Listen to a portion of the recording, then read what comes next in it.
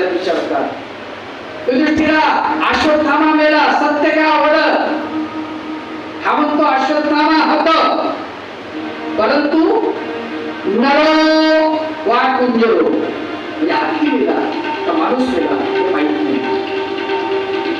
हे घडत असताना हा बोलत असताना भगवंतानं अगोदरच भीमाला सांगून ठेवले नसतं. त्या दोघांची वार्ता होण्याच्या अगोदर संभाषण झालं, अर्ध संभाषण झालं की तू लगेच ढोल वाजव म्हणजे गुंजर शब्द त्याच्या कानावरती पडता कामा नये. आणि भीमाला तेच द्रोणाचार्य बसलेले दृष्टिद्युम्न जो आहे हा दृष्टिद्युम्न द्रुपदाचा पुत्र आहे. या दृष्टिद्युम्नाला तयार करण्यासाठी द्रुपदानं तपश्चर्या केलेली आहे आणि त्याला त्या यज्ञातून उत्पन्न केलं आहे. त्यानं आपली तलवार उपसली आणि त्याचा मुंड छान. तो ध्यानस्थ बसून पाहत असतो की खरंच अश्वत्थामा मेलाय का. अश्वत्थामा मेलेला नसतो. अश्वत्थामा मेलेला नसतो, तो जिवंत असतो. पण ही गोष्ट जेव्हा कळते त्यांना तोपर्यंत त्यांचं मुंडकं उडालेलं असतं आणि ते परत कोणीतरी मुंडकं ठेवावं आणि मग त्याच्यात प्रवेश करावा असं झालं तर तो देह त्यांना स्वीकारता आला असता. पण ते जमत नाही. म्हणून त्यांनी विचार केला की आता आपण अश्वत्थामा नावाचा हत्ती जो मारला त्याच्या देहामध्ये घुसायचा आहे आणि धुमाकूळ मारवायचा आहे. सर्वज्ञ श्री चक्रधर प्रभू आपल्या वेळेमध्ये कथन करतात. भगवान गोपाळ कृष्ण त्यांच्याकडे जातात. काय म्हणतात, काय द्रोणाचार्य तुम्ही ब्राह्मण, हा हत्ती शूद्र आणि याच्या देहामध्ये तू घुसतो कशासाठी? बदला घेण्यासाठी. सुरानं एवढं तुमचं तारतम्य बिघडून गेलं, विवेक शक्ती गेली आहे तुमची आणि त्यावेळेला ते स्वीकारत नाहीत. कोण? द्रोणाचार्य. अशा प्रकारे द्रोणाचार्याचा अंत झाला. द्रोणाचार्याचा अंत झाला. कर्णाकडे आता पद आलेलं आहे, सेनापती पद. कर्णाचं आणि अर्जुनाचं युद्ध सुरू झालं. कडगोर युद्ध सुरू झालं. कर्णालाही यामध्ये अभिमन्यूला द्रोणाचार्य असतानाच अभिमन्यू आत्मधी येतो. अर्जुनाला बाजूला केला जातो आणि अभिमन्यूला नाही करतो. अभिमन्यू हा सुभद्रेचा मुलगा, भगवंताच्या बहिणीचा मुलगा, सुभद्रेचा मुलगा.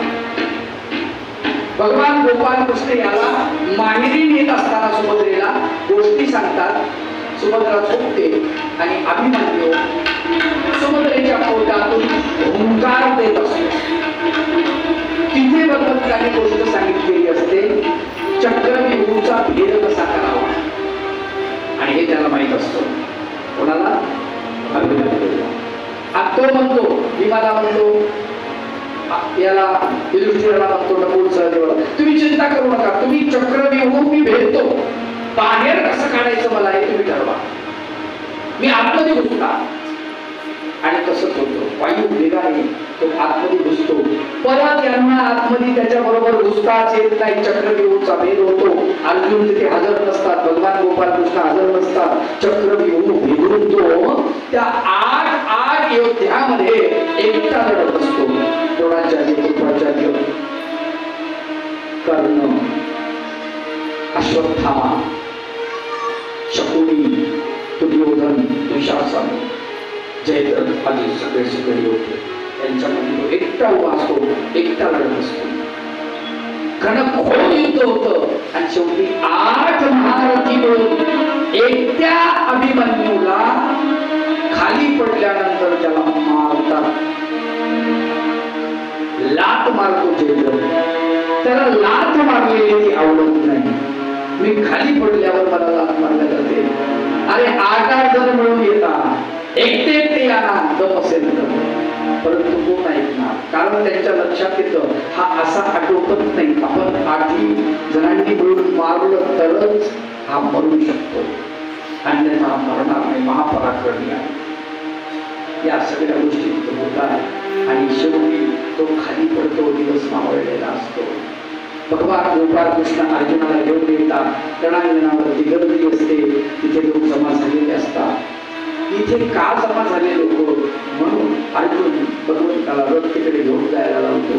रथ तिथे घेऊन गेल्यानंतर ते पाहिलेलं असतं. अर्जुन रक्ताच्या अभिमन्यू रक्ताच्या थारोळ्यात पडलेला, त्याचं मुंडक आपल्या मांडीवर तो घेतो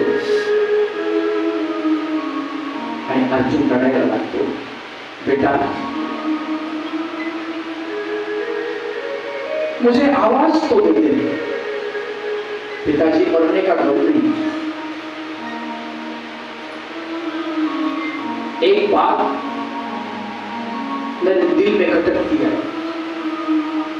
जयद्रथ ने मुझे लात मारी, पैर से मारा. क्या ये मेरी बख्शिश है? माझ्या एका कवितेत वर्णन केलेलं आहे.